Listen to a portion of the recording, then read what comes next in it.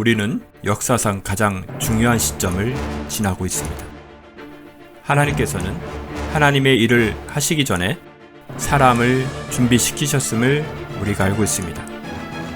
하나님 말씀은 마지막 때에 대추수, 대부흥의 때가 있다고 분명히 예언하고 있습니다. 아멘.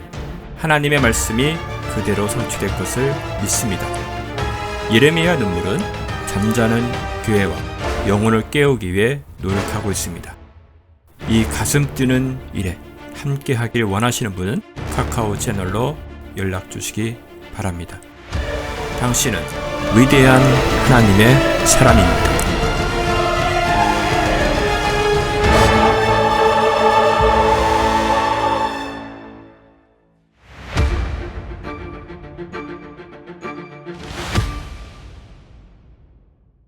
자, 오늘은 말라기서 3장 7절에서 12절까지 제가 봉독하겠습니다. 자, 만군의 여호와가 이르노라. 너희 조상들의 날로부터 너희가 나의 규례를 떠나 지키지 아니하였도다. 그런즉 내게 돌아오라. 그리하면 나도 너희에게 돌아가리라 하였더니 너희가 이르기를 우리가 어떻게 하여야 돌아가리까 하는도다. 사람이 어찌 하나님의 것을 도둑질하겠느냐. 그러나 너희는 나의 것을 도둑질하고도 말하기를 우리가 어떻게 주의 것을 도둑질하였나이까 하는도다. 이는 곧 11조와 봉헌물이라. 너희 곧 온 나라가 나의 것을 도둑질하였으므로 너희가 저주를 받았느니라. 만군의 여호와가 이르노라. 너희의 온전한 11조를 창고에 들여 나의 집에 양식이 있게 하고 그것으로 나를 시험하여 내가 하늘 문을 열고 너희에게 복을 쌓을 곳이 없도록 붙지 아니하나 보라. 만군의 여호와가 이르노라. 내가 너희를 위하여 메뚜기를 금하여 너희 토지 소산을 먹어 없애지 못하게 하며 너희 밭에 포도나무 열매가 기한 전에 떨어지지 않게 하리니 너희 땅이 아름다워짐으로 모든 이방인들이 너희를 복되다 하리이다. 만군의 여호와의 말이니라. 아멘. 킹제임스 성경이 조금 내용이 좀 이렇게 말이 어렵게 되어 있는 것 같아서 오늘 이 구절은 개역개정으로 여러분들과 함께 읽어드렸습니다. 우리 말라기를 잘 알고 있어야 마태복음 그 복음의 소식을 아주 감격적으로 받아들일 수 있습니다. 여기 오늘 이런 이야기가 등장하고 있습니다. 자, 한번 7절을 한번 보세요. 아주 재미있는 이야기입니다. 킹제임스로 제가 한번 볼게요. 너희 조상의 날로부터 너희는 나의 율례를 떠나. 그러니까 나의 율례를 떠나는 것이 오래됐죠. 조상의 때부터 떠나서 그것들을 지키지 아니하였다. 그래서 내게로 돌아오라. 그러면 나도 너희에게 돌아가리라. 이렇게 말을 했더니 이제 이스라엘 백성들이 하나님 앞에 이렇게 대답을 합니다. 우리가 어디로 돌아가리이까 하였도다. 중요한 말이죠. 돌아와라.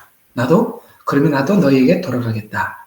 근데 아무 대답을 하지 않으면 안 되겠죠. 그나마 이들은 하나님 앞에 돌이킬 마음이 있었습니다.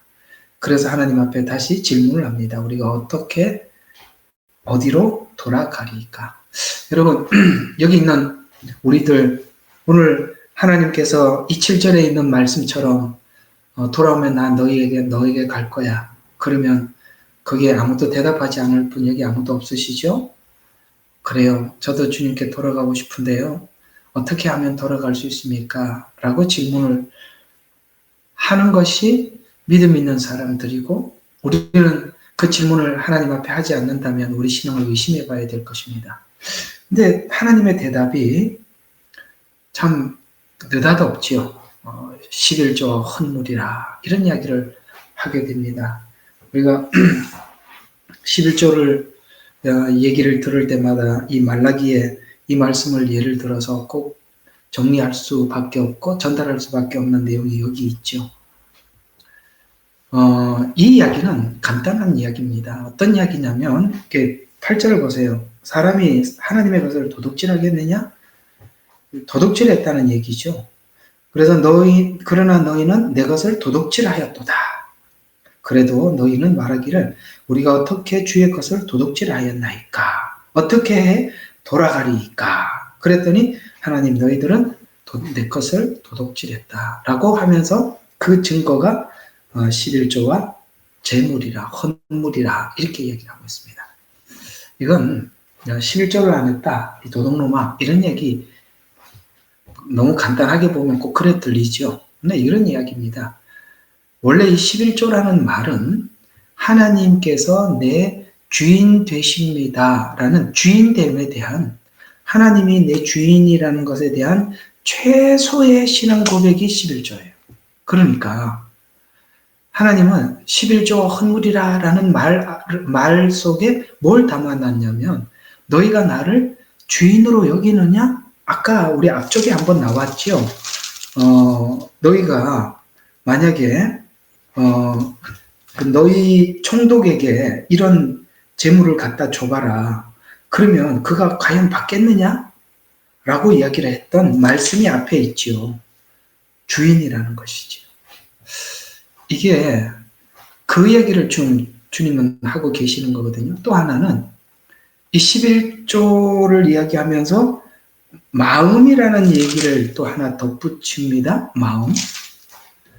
자, 이 11조는 주인됨, 하나님 앞에 마음 드림, 이런 뜻을 여기다 담고 있는데, 이런 이야기죠. 자, 이건 여기 있는 이 질문을 참 놀랍게 마태복음에서 대답하고 있다는 걸 아세요? 마태복음의 대답을 한번 들어보죠. 바로 이 이야기입니다. 마태복음 6장 21절입니다. 자, 너희 보물이 있는 곳에 마음도 있느니라. 마음. 그러니까 우리가 하나님 앞에 그런 거 있잖아요. 우리가 하나님 앞에 11조를 구약 시대니까 신약 시대에 들어와서 11조를 드려야 되느냐 말아야 되느냐, 이런 논쟁 자체가 참 유치한 논쟁입니다. 신약에 들어와서도 똑같이 그런 얘기를 했었어요. 너희 보물이 있는 곳에 마음이 있느니라. 여러분, 우리가 마음이 있는 것은 무엇이든지 우리가 뭔가를 값을 지불하고 얻어내지 않습니까? 이런 것처럼 우리가 무엇을 값지게 생각하느냐에 따라서 그 값진 곳에 우리 마음이 항상 가 있는 것처럼, 너가 11조와 헌물을 병든 것, 저는 것, 대충 이렇게 한다는 것은 너희가 나에게 마음을 주지 않은 것 아니냐. 어떻게 돌아가면 좋겠습니까? 라는 질문에 하나님은 이렇게 대답하고 있는 거죠. 얘들아, 네가 나에게 마음을 달라. 그 마음을 줄 때 너에게 가장 기본적으로 살아가는 삶의 구별인데, 구별이 바로 11조와 헌물에서 그 구별됨이 증명되는 것 아니냐라고 이렇게 얘기를 하는 것입니다. 자, 첫 번째, 11조는 뭘 의미한다? 마음을 의미한다.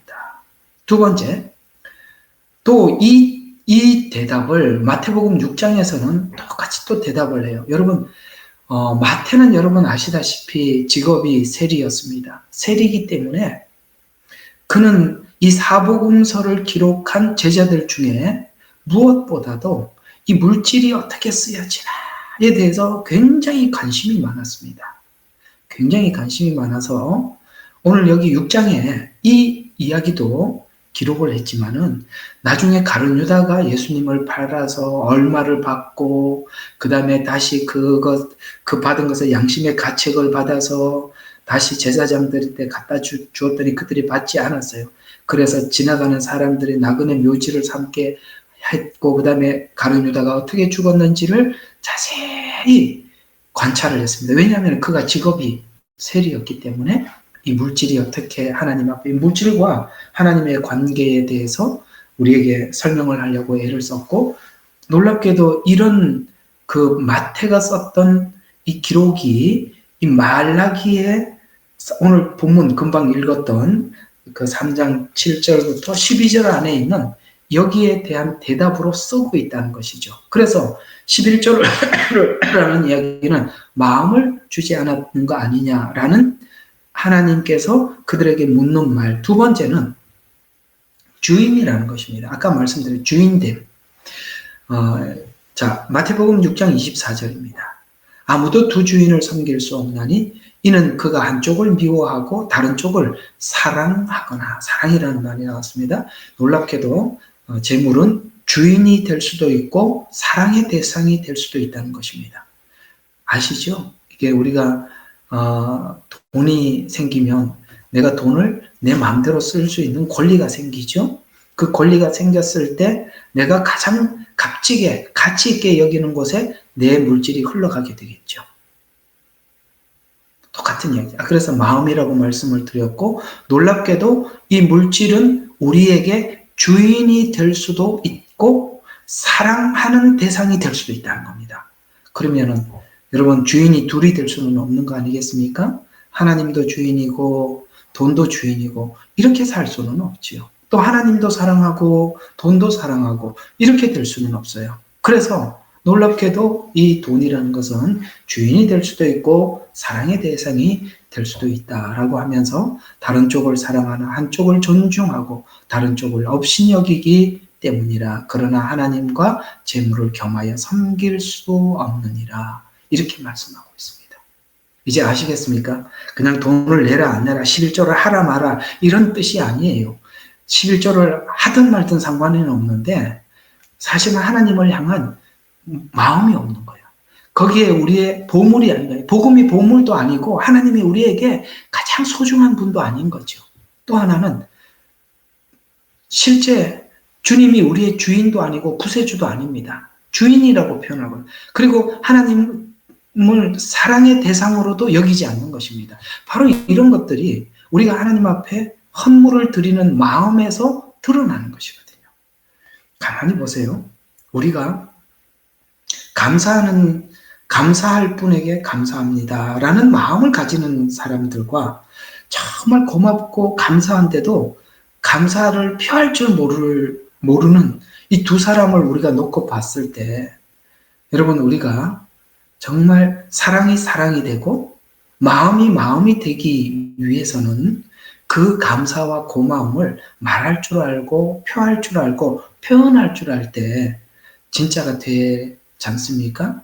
그래서 이건 여러분 구약의 율법이다, 신약 시대 때 이게 정말 웃기는 이야기입니다. 그런 얘기 여러분요 절대 하지 마세요.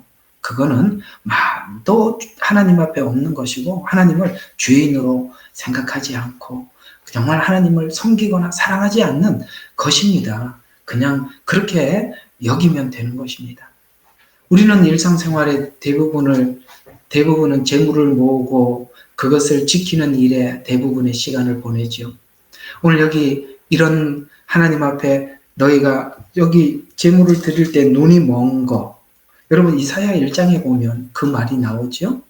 너희가 병든 거, 그 다음에 눈이 먼 거, 이런 걸 가지고 어차피 저거 해봐야 가지고 갔다 저 시장에 갔다 팔아봐야 돈도 못 받을 거, 하나님 앞에 하나님은 하라고 말씀은 하고 그냥 하나님 이거 버리니 아깝고 그냥 저 8년의 값은 없고 그러니까 하나님께 드립니다. 여러분, 우리가 매일매일 살아가는 일상 속에서 시간을 하나님 앞에 먼저 구별할 줄 알고 하나님 앞에 돈도 하나님께 드릴 것 먼저 구별할 줄 알고 이럴 때 여러분의 마음이 그곳에 가는 것이고 사랑이 가는 것이고 그 모두가 거기에 집중되는 거예요. 그래서 어떻게 돌아가면 좋겠습니까? 라고 질문을 했을 때 하나님은 이걸 먼저 지적하는 거예요. 이 지적은 11조를 안 했다 이런 얘기보다는 얘야 너의 주인이 누구냐? 그 주인이 누군지 삶에서 구별해야 하는 거 아니냐? 네 마음이 어디 있느냐? 이렇게 질문하는 것과 똑같은 것입니다. 그래서 내 주인, 내가 누구인가? 여기서부터 우리는 고민을 해야 하는 것입니다. 나는 누구이고 내 주인은 누구인가? 주님은 분명히 우리를 피로 값주고 사셨고 우리는 그분을 주인이라 부르고 우리는 그분의 자녀들이고 종이고 그분의 소유입니다. 바로 이런 것들이 우리의 매일매일 인생의 삶 속에서 우리가 매일매일 있어져야 하는 것이고 그래서 항상 잊지 말아야 될 것이 내가 주님의 소유라는 것을 잊어서는 안 되는 것입니다. 오늘 여기 11조 이야기를 하는 것은 얘야 어디로 돌아가야 돼? 소유에 대한 이해가 너의 돌이킴의 첫 출발이다 라고 이렇게 선언하는 것과 같은 거예요. 자, 다시 한번 말씀드릴게요.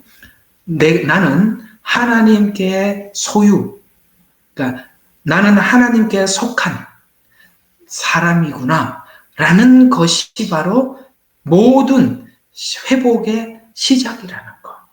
그것은 우리가 마음을 하나님 앞에 구별하는 것인데, 그 마음을 구별하는 것이 물질, 곧 11조를 구별하는 것에서부터 시작이다라고 회복의 방법을 바로 11조와 재물이라는 것으로 지적을 해서 이야기는 많은 것을 담아서 그들에게 이렇게 여기서부터 출발을 해야 한다라고 하나님은 회복의 방식을, 길을 우리에게 알려주시는 것입니다.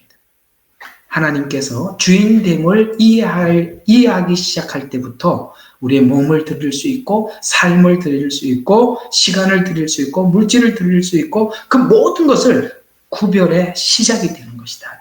구별의 시작은 바로 하나님이 주인 되신 그것을 아는 것이다 라는 것을 오늘 지적을 하고 있습니다. 구절을 한번 계속 이어서 보겠습니다. 내가 너희가 저주로 저주를 받았으니 이는 너희와 이 온 민족이 나의 것을 도둑질했다. 참 이 도둑질이라는 말이 8절 9절에서 계속 그렇게 등장하고 있는데요. 이 증상은 지금 온 나라에 전체에 퍼졌다.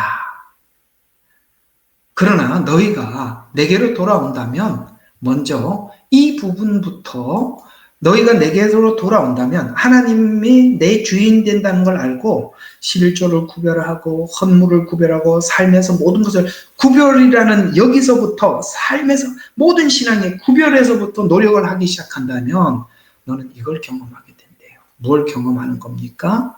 자, 계속 한번 봅시다. 10절.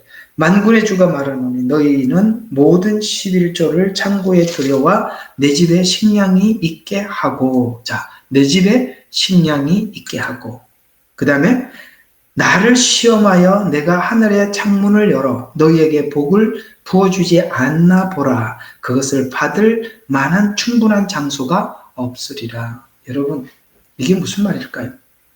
너가 그 11조를 들어서 내 창고, 내 집에 양식이 있게 할 때 무슨 일이 생기느냐면, 제사장들이 돌아와서 마음 놓고 그 하나님께서 제사장으로서 부르신 그 부름을, 역할을 충실히 감당할 수 있겠죠.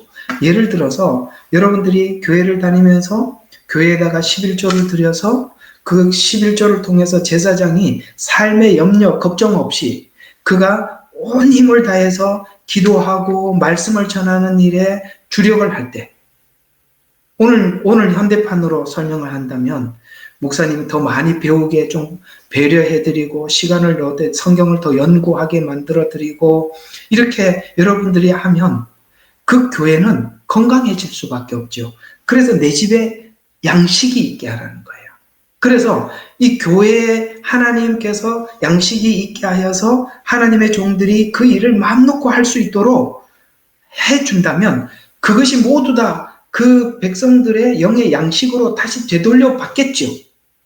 여러분들은 목사님에게 그렇게 11조를 드려서 교회가 넉넉하게 만들고, 목사님은 열심히 성도들을 위해서 말씀을 준비하게 하고 기도하게 하고, 그렇게 하는 모든 것은 실제 그 성도들에게 다 돌아가는 것이죠. 왜요? 그렇게 연구한 걸 가지고, 깊이 연구한 걸 가지고 전파할 수 있고, 또 그 더 많은 시간을 내어서 기도할 수 있고, 그건 사실 성도들이 받는 혜택들 아닙니까? 그래서 내 집에 양식이 있게 하라는 거예요.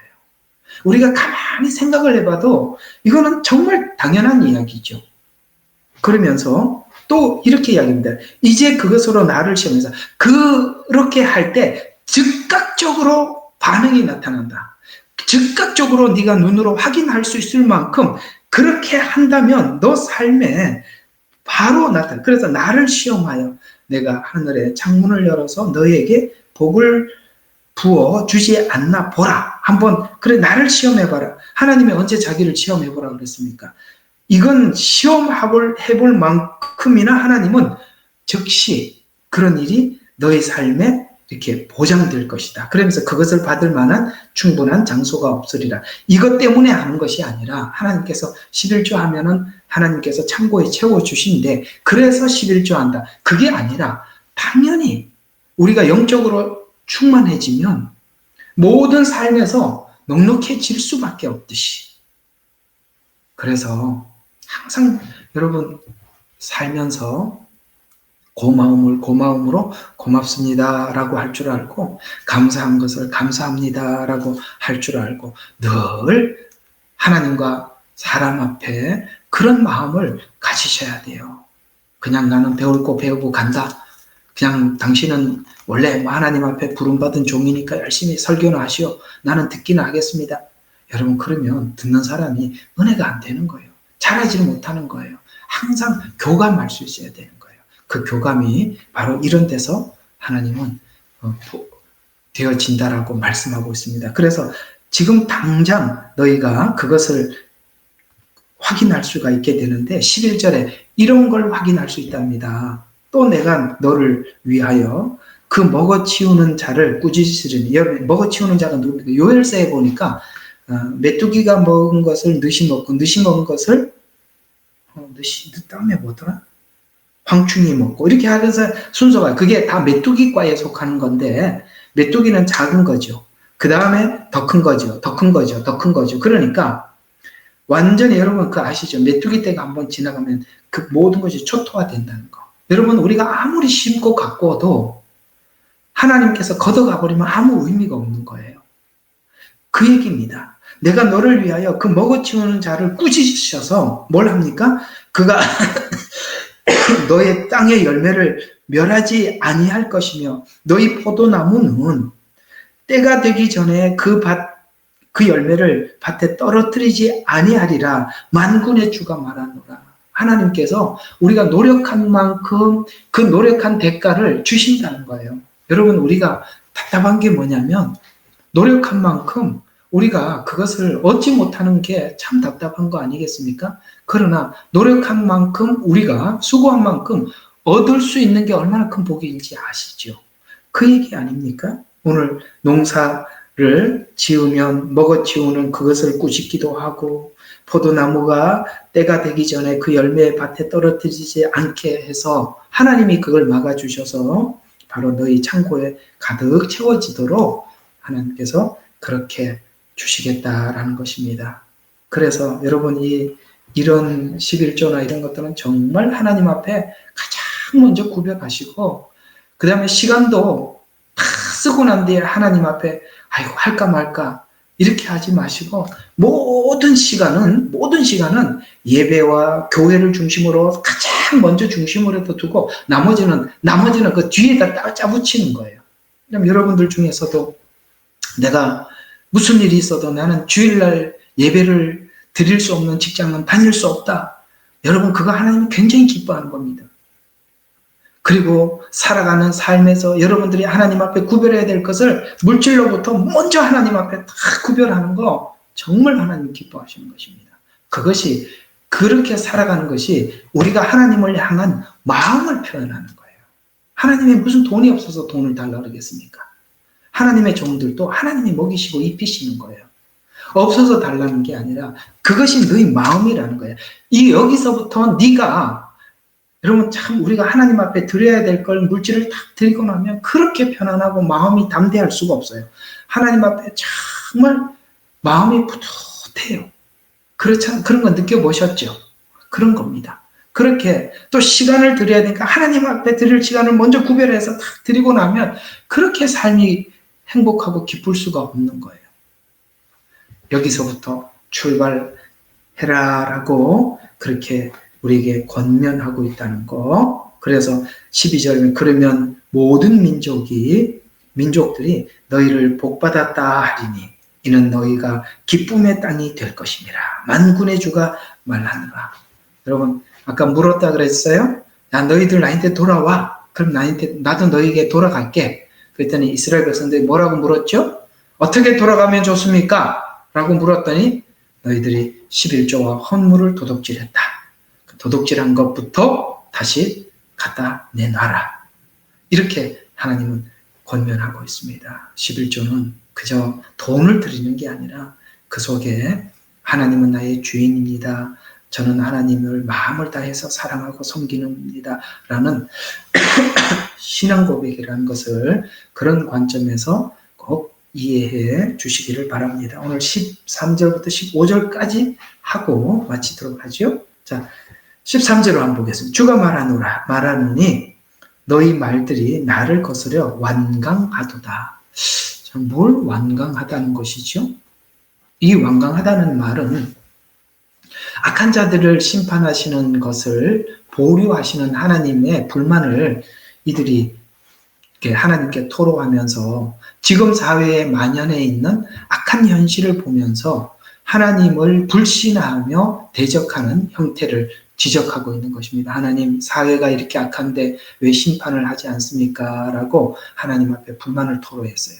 그러나 여러분, 우리가 하나님의 속성을 아시다시피 하나님께서 지금 이스라엘 백성들이 이렇게 타락한 모습을 심판하지 않는 이유는 심판의 날이 오기 전에는 하나님께서 그들을 향해서 길이 참고 기다리고 있어요. 그러나 여기 있는 일부의 사람들은 하나님께서 이 악이 만연한 이곳을 심판하지 않는 것으로 인해서 하나님에 대해서 그 불만을 토로하고 있어서 그것을 오늘 하나님은 이스라엘 백성들이 하나님을 향해서 하는 말이 완강하다. 물러서지 않고 강직하게 내게 대든다. 이런 말이거든요. 물러서지 않고 완강하게 대든다. 이런 뜻이죠.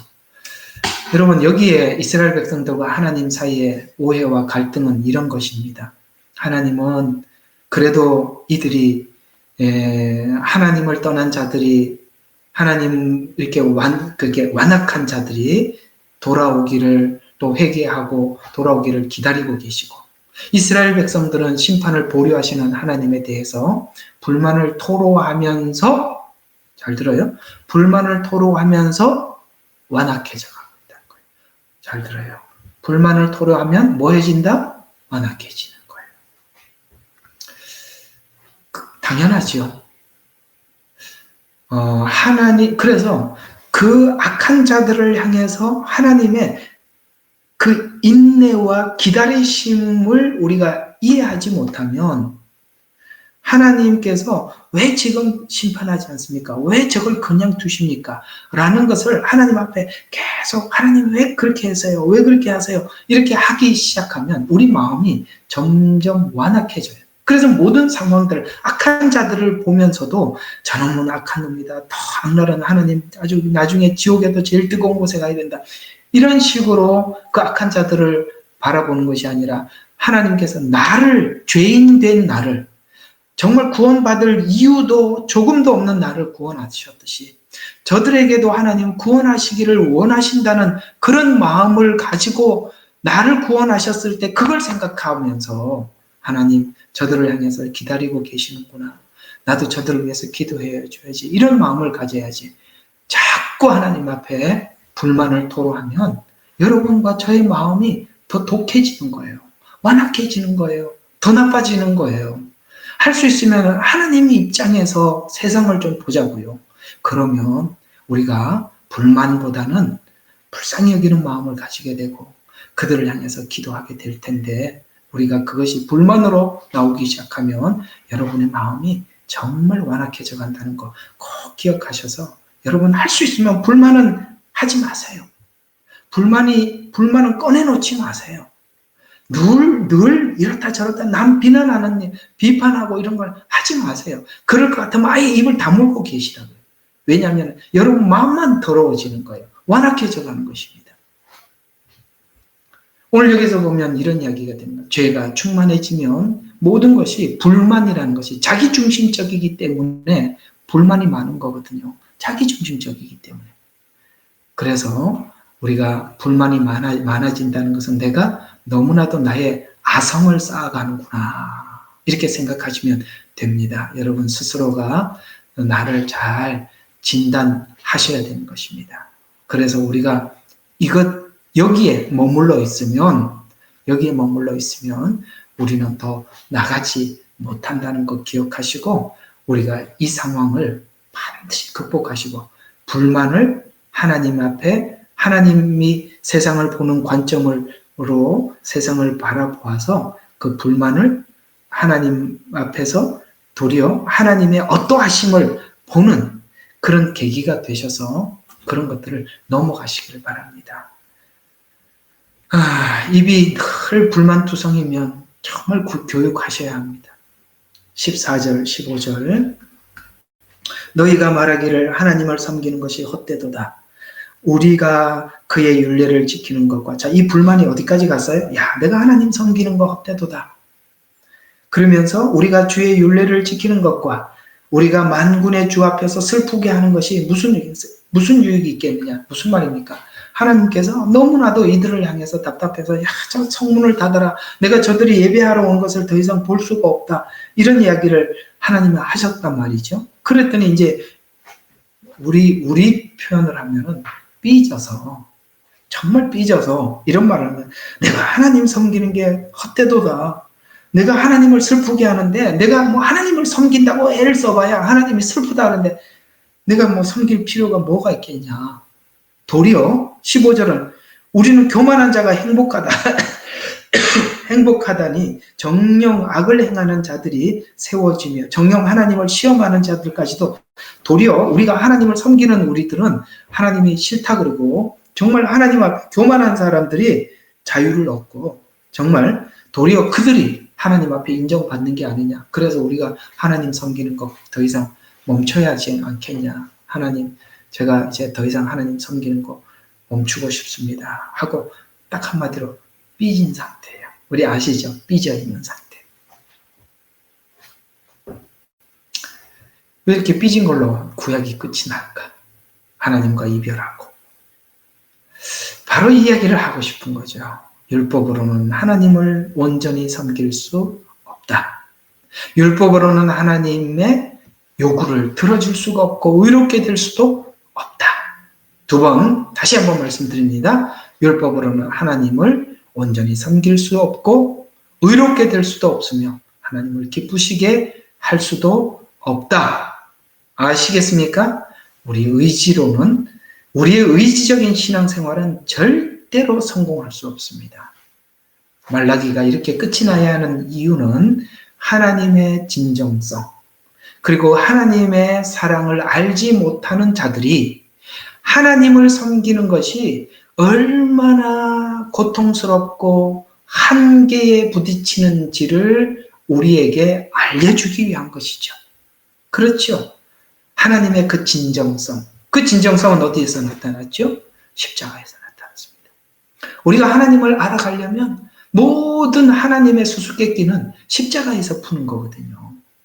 그분의 성육신, 그 십자가의 사랑, 그 진정성과 그 사랑을 알지 못하고 억지로 하나님을 섬기려고 시작할 때 우리가 하나님을 섬기는 것이 얼마나 고통스러운지, 그것이 얼마나 한계가 있는지, 나는 하나님 섬기는 거 포기하겠습니다. 차라리 교만한 사람들이 나은 것 같습니다. 약삭빠르게 하나님을 섬기는 자가 훨씬 나아 보입니다. 라는 절규. 여러분, 그래서 말라기는 절규로 끝이 나는 것입니다. 그 시간에 마지막 하나님께 소망을 걸거나, 이 절규가 그런 거죠. 이 절규에 하는 이 자리에서 하나님께 마지막 소망을 걸거나, 소망을 걸 수 있는 건 하나도 없어요. 왜냐하면 나는 완전히 끝난 거거든요. 이게 다 끝난 거거든요. 그러면 나는 하나님을 기쁘시게 할 거고 하나님께 나아갈 게 아무 건덕지가 아무것도 없어요. 그러면 딱 한 가지만 남았죠. 뭐죠? 하나님의 약속.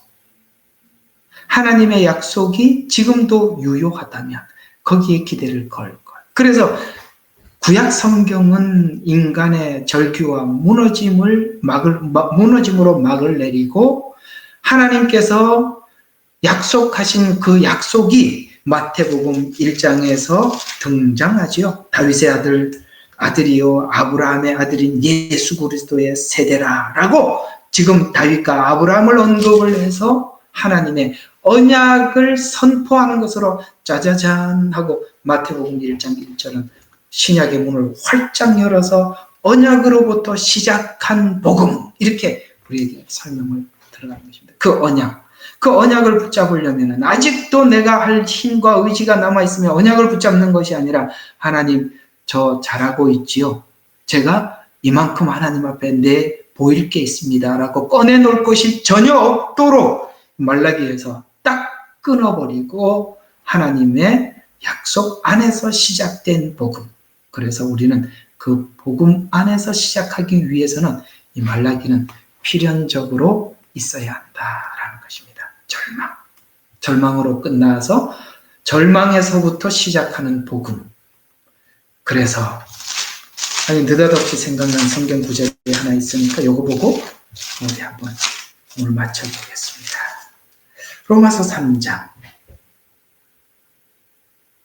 로마서 3장 21절 굉장한 선언입니다. 엄청난 선언이죠. 자, 그러나 이제는 여러분 이 말라기를 생각하고 그러나 이제는 이렇게 한번 생각해봐요. 오늘 이 본문을 생각해보세요. 그러나 이제는 율법 없이 율법으로는 이렇게 끝났으니까 율법 없이 하나님의 의가 나타났대. 지금 인간의 의는 완전히 끝났죠. 그런데 율법 없이 새롭게 나타나는 하나님의 의가 나타났으니 율법과 선지자들을 통해서 증거된 뭐죠? 그 증거는 약속한 것. 선지자와 율법은 구약이죠. 그래서 하나님의 언약 증거된 것이니 곧 하나님의 의는 예수 그리스도를 믿음으로 인한 것으로 모든 자와 믿는 모든 자에게 미치나니 차별이 없느니라. 아멘. 이 선언의 크기를 아시겠습니까? 저는 이 선언이 우주를 움직이고 우주가 흔들리는 선언이라고 생각합니다. 율법 없이 나타난 하나님의 의, 바로 십자가의 의입니다. 믿어 의롭게 되는 것. 그 믿어 의롭게 되는 그 의는 말라기에 도착하는 것이 아니라 사도행전의 사도들의 삶처럼 하나님 앞에 자기 자신을 온전히 드리는 11조 이야기로 진짜 치사하게 드려야 돼 말아야 돼 이런 이야기가 아니라 전 생애를 하나님 앞에 드려 복음의 구도자가 되고 자기 생명을 하나님 앞에 드려 오늘 저와 여러분이 이 복음을 듣는 그 자리에 오기까지 그들의 삶이 어떠했는지 여러분 사도들에게 말라기 3장 가지고 가서 물어보세요. 11조 드려야 돼요 말아야 돼요. 여러분 생명을 드리는 자가 지금 이 이야기가 가당한 이야기라고 생각하십니까? 자, 오늘 이야기들을 정리 한번 해보겠습니다. 하나님은 이렇게 묻죠. 너희들 돌아와라. 나 너희에게 돌아가고 싶다. 이스라엘 백성들은 다시 하나님께 묻습니다. 어떻게 하면 됩니까? 도둑질한 것부터 내놔라. 11조와 헌물이라. 이 말은 듣는 이스라엘 백성들은 금방 알아차리죠. 그렇지. 내가 하나님의 주인됨을 버린 거, 내 마음을 들이지 못한 거, 바로 그걸 하나님은 모든 회복의 출발이라고 말하는구나. 뭐라고요? 회복의 출발. 사랑하는 여러분, 구별, 마음을 들임. 여기서 우리의 회복은 시작됩니다. 여러분 그렇게 시작해보지 않겠습니까? 기도하겠습니다. 아버지, 그저 이게 돈 문제 마음이 떠나갔기에 하나님을 대충 물질에서 삶에서 시간에서 구별했었던 것입니다.